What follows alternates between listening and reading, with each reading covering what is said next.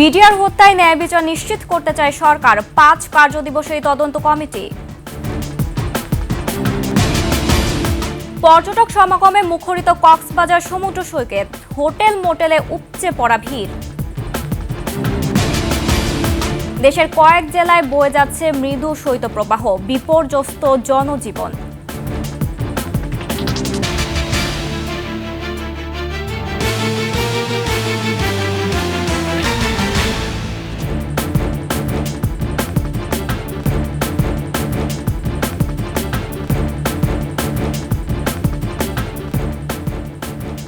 শুনছিলেন সংবাদ শিরোনাম।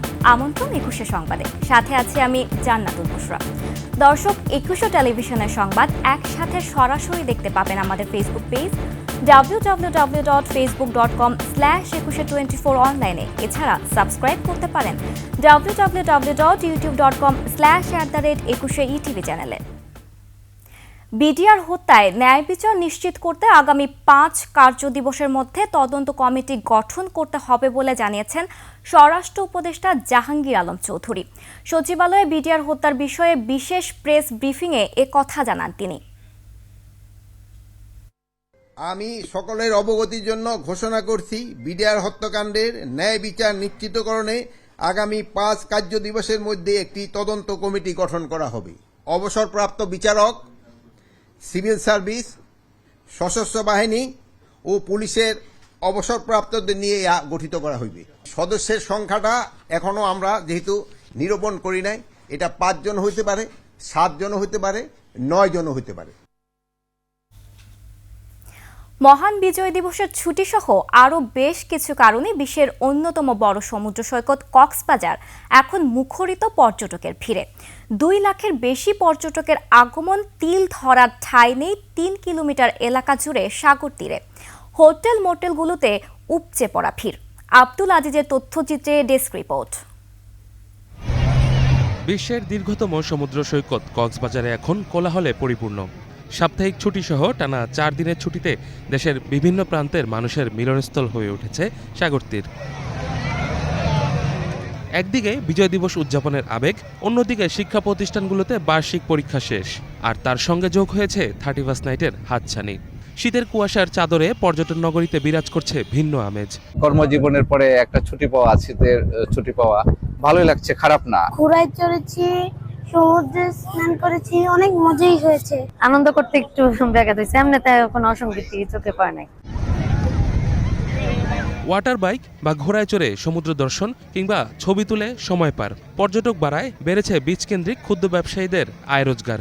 আশা করি সামনের দিনগুলোতে আরো পর্যটকের সমাগম বাড়বে। তো পর্যটকদের নিরাপত্তার সাথে জেলা প্রশাসন, টুরিস্ট পুলিশ, জেলা পুলিশ এবং ব্যবসায়ী যারা নেতৃবৃন্দ আছে, আমরা সচেষ্ট রয়েছি। এদিকে হোটেল মোটেলের রুমগুলো পূর্ণ কানায় কানায়, এবার আয় ছাড়াবে ১০০ কোটি টাকারও বেশি, এমন আশা সংশ্লিষ্টদের। বেচা কিনা ভালো আছে। সামনের ৪ তারিখের পর যে একটা আমরা ঘাটতি গেছে ব্যবসার, ওইটা মোটামুটি আমরা সারাই উঠতে পারছি। পর্যটক এখনো আসতেছে, আর অতীতে যেগুলো ক্ষতি হয়েছে এগুলো মোটামুটি এইভাবে ব্যবসা বাণিজ্য চললে মানে পোষায় উঠতে পারবো। দিন ২৪ ঘন্টা প্রায় আমাদের একই রকমের বেচা কিনা হচ্ছে। অপ্রীতিকর পরিস্থিতি এড়াতে পর্যটকদের নিরাপত্তায় আইন শৃঙ্খলা বাহিনী নিয়েছে বাড়তি প্রস্তুতি।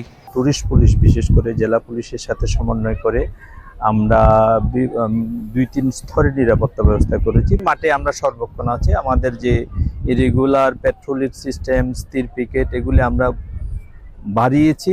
দীর্ঘদিন পর চেনা রূপে ফিরেছে কক্সবাজার। ভ্রমণ অভিজ্ঞতা স্বাচ্ছন্দ্যের হলে দেশি বিদেশি পর্যটকরা যে এখানে আরও বেশি আকৃষ্ট হবেন তা বলাই বাহুল্য। ইউসুফ হাসান নাইম, ডেস্ক রিপোর্ট, ২১শে টেলিভিশন। দেশের কয়েকটি জেলার উপর দিয়ে আজও বয়ে যাচ্ছে মৃদু শৈত্যপ্রবাহ। তাপমাত্রা কমেছে অন্যান্য জেলায়ও। কুয়াশার ঠান্ডায় বেশি বিপাকে ছিন্নমূল ও খেটে খাওয়া মানুষ। দেশের সর্বনিম্ন তাপমাত্রা রেকর্ড করা হয়েছে পঞ্চগড়ের তেঁতুলিয়ায় ৯.৩ ডিগ্রি সেলসিয়াস। প্রতিনিধিদের তথ্যচিত্রে ডেস্ক রিপোর্ট। পঞ্চগড়ের শীতের সকাল, ঘন কুয়াশায় ঢাকা পথঘাট, সাথে বইছে ঠান্ডা বাতাস। কয়েকদিন ধরে তাপমাত্রার পারদ ১০ ডিগ্রির নিচে। এতে বিপাকে সেখানকার খেটে খাওয়া মানুষ। পেটের তাগিদে যারা বাইরে যাচ্ছেন, কনকনে হাওয়ায় দুর্ভোগে পড়ছেন তারা। কুয়াশা একটু কম আছে, তবে ঠান্ডা খুব বেশি সমস্যা হচ্ছে শীতে, হাত পা খুব জ্বালা পোড়া, খুব ব্যথা করতেছে, টনটন করতেছে। যত দিন যাচ্ছে ততই বাড়তেছে শীত। কুয়াশা আর তীব্র শীতে বিপর্যস্ত চুয়াডাঙ্গা ও দিনাজপুরের জনপদ। শীত উপেক্ষা করেই কাজের সন্ধানে বেরিয়েছে চুয়াডাঙ্গার শ্রমজীবী মানুষ। খড়কুটোর আগুনের উষ্ণতা খুঁজছেন অনেকে। খুব শীত পড়ছে, একদম কনকনে শীত। 8টা-9টা বেজে যায়, তাও শীত ছাড়ে না। মৃদু শৈত্যপ্রবাহ বয়ে যাচ্ছে মৌলভীবাজারের শ্রীমঙ্গলে। সন্ধ্যা হলেই ঘন কুয়াশায় ঢেকে যাচ্ছে পথঘাট, বাড়ছে শীতের মাত্রা। সড়ক দুর্ঘটনা এড়াতে সকালেও গাড়িতে জ্বালাতে হচ্ছে হেডলাইট। তবে শীতের উন্নতি হয়েছে গাইবান্ধায়। গত 2 দিন ধরে মিলছে সূর্যের দেখা। এদিকে জমজমাট বেচাকেনা চলছে শীত বস্ত্রের দোকানপাটে। এখানে কম দামি জিনিস পাওয়া যায় বাজারের তুলনায়, সেজন্য এখানে আসছি। খুরশিদ আলম মুকুল, ডেস্ক রিপোর্ট, 21 টেলিভিশন। মানুষ কি আর বুড়ো হবে না? বয়স বাড়লেও অটুট থাকবে তারুণ্য। আশ্চর্য শোনালেও সত্য। আবিষ্কার হয়েছে বার্ধক্য প্রতিরোধে ফুড সাপ্লিমেন্ট। বাংলাদেশি বংশোদ্ভূত ব্রিটিশ বিজ্ঞানী ডক্টর আরিফ শেখের এই অনন্য আবিষ্কারের কার্যকারিতা যাচাইয়ে এরই মধ্যে বঙ্গবন্ধু মেডিকেল বিশ্ববিদ্যালয় হাসপাতালে শুরু হয়েছে ক্লিনিক্যাল ট্রায়াল। শিউলি শবনমের প্রতিবেদন। মানুষের শরীরে রোগ প্রতিরোধ ক্ষমতা বাড়াতে অতি গুরুত্বপূর্ণ ভূমিকা পালন করে থাইমাস গ্রন্থি নামে একটি অঙ্গ। তবে বয়স বাড়ার সাথে সাথে গ্রন্থিটির কার্যক্ষমতা ধীরে ধীরে কমতে থাকে, ফলে নানা রোগশোকে আক্রান্ত হয় মানুষ। বৈজ্ঞানিক পদ্ধতিতে আবিষ্কৃত ওষুধের মাধ্যমে থাইমাস গ্রন্থির কার্যক্ষমতা বাড়াতে বিশ্বের প্রথম বিজ্ঞানী হিসেবে 2022 সালে গবেষণা শুরু করেন ব্রিটিশ ওষুধ আবিষ্কারক ডক্টর আরিফ। তার এই কাজে সার্বক্ষণিক পরামর্শ দিয়ে সহায়তা করেন ভায়াগ্রার আবিষ্কারক হিসেবে সর্বাধিক পরিচিত খ্যাতিমান ওষুধ আবিষ্কারক ডেভিড ব্রাউন। Very interesting. থাইমাসের যে পরিবর্তন হচ্ছে বা ফাংশন কমে যাচ্ছে 1% করে, এটাকে তো যদি আমি 0.5 করতে পারি মনে হয়, তাহলে সেক্ষেত্রে হচ্ছে বয়স 40 ঠিকই হবে, কিন্তু আপনার মলিকুলার এজটা হবে হচ্ছে 35, মানে 35 বছর আপনার যে রোগ প্রতিরোধ ক্ষমতা থাকার দরকার ছিল 40 বছর যে আপনি সেরকম থাকতে পারবেন। মানব দেহের জন্য নিরাপদ 18টি প্রাকৃতিক উপকরণ দিয়ে তৈরি ডক্টর আরিফের এই ফুড সাপ্লিমেন্ট। এর কার্যক্ষমতা যাচাইয়ে এরই মধ্যে বিএসএমএমইউতে 260 জন সুস্থ স্বেচ্ছাসেবীর ওপর পরীক্ষামূলক কাজ শুরু হয়েছে। এর মাধ্যমে একটি নিরাপদ চিকিৎসা পদ্ধতি গড়ে তোলার ব্যাপারে আশাবাদী তিনি। এমন একটা ফর্মুলেশন তৈরি করেছে যেই ফর্মুলেশন দিয়ে আপনার এই সাপ্লিমেন্টটা আপনার থাইমাস গ্ল্যান্ডকে সতেজ রাখবে এবং প্রপার নিউট্রিশনটা আপনি প্রতিদিন পাবেন। ডক্টর আরিফ মনে করেন তার এই আবিষ্কার বিশ্বের নানা প্রান্তে বসবাসরত বাংলাদেশি বিজ্ঞানী ও গবেষকদের উদ্বুদ্ধ করবে। আমাদের অনেক প্রতিকূলতা আছে, কিন্তু যদি আমি কাজটা পুরোপুরি সফলভাবে করতে পারি তাহলে এটা একটা মাইলস্টোন হবে যে আমি ইংল্যান্ড থেকে এসে বাংলাদেশে এসে আমি ক্লিনিক্যাল ট্রায়াল করে এই ট্রায়ালের রেজাল্ট দিয়ে ইংল্যান্ডের মানুষজন অথবা ওয়েস্টার্ন ওয়ার্ল্ডের মানুষজন এই মেডিসিনটা খাবে। এটা আমার জন্য অত্যন্ত গর্বের বিষয়। ডক্টর আরিফ ঢাকা বিশ্ববিদ্যালয় থেকে মাইক্রোবায়োলজিতে স্নাতক শেষ করে 2006 সালে সম্পূর্ণ স্কলারশিপ নিয়ে উচ্চতর গবেষণা করতে ইংল্যান্ডে যান। যৌথভাবে যুক্তরাজ্যের সেন্ট আন্দ্রুস, অক্সফোর্ড এবং যুক্তরাষ্ট্রের ডেলাওয়ার বিশ্ববিদ্যালয় থেকে তিনি পিএইচডি সম্পন্ন করেন। ডক্টর আরিফের কাজের মধ্যে নিউমোনিয়ার ওষুধ আবিষ্কারে গুরুত্বপূর্ণ ভূমিকা ও ক্যান্সার নিয়ে গবেষণা উল্লেখযোগ্য। সুস্থ থাকার জন্য আপনার যেটা দরকার হচ্ছে ব্যালেন্স ডায়েট, সুষম খাদ্য যেটা। শিউলি শবনম, 21 টেলিভিশন, ঢাকা।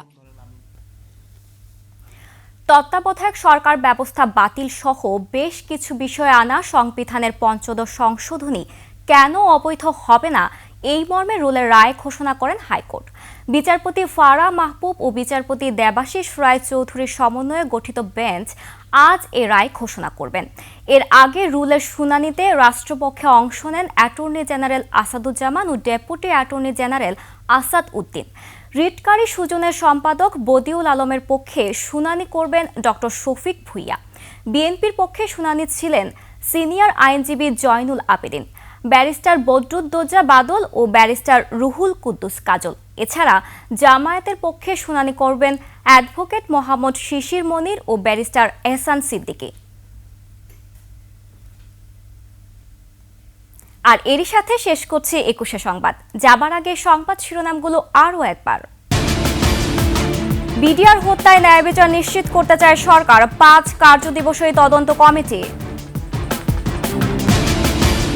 পর্যটক সমাগমে মুখরিত কক্সবাজার সমুদ্র সৈকত, হোটেল মোটেলে উপচে পড়া ভিড়। দেশের কয়েক জেলায় বয়ে যাচ্ছে মৃদু শৈত্যপ্রবাহ, বিপর্যস্ত জনজীবন।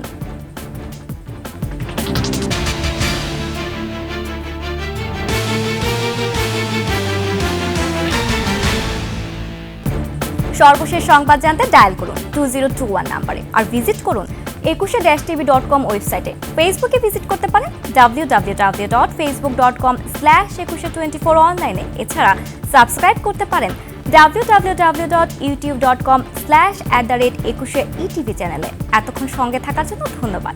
পরবর্তী সংবাদ দুপুর 1টায় দেখার আমন্ত্রণ রইল। একুশের সাথেই থাকুন।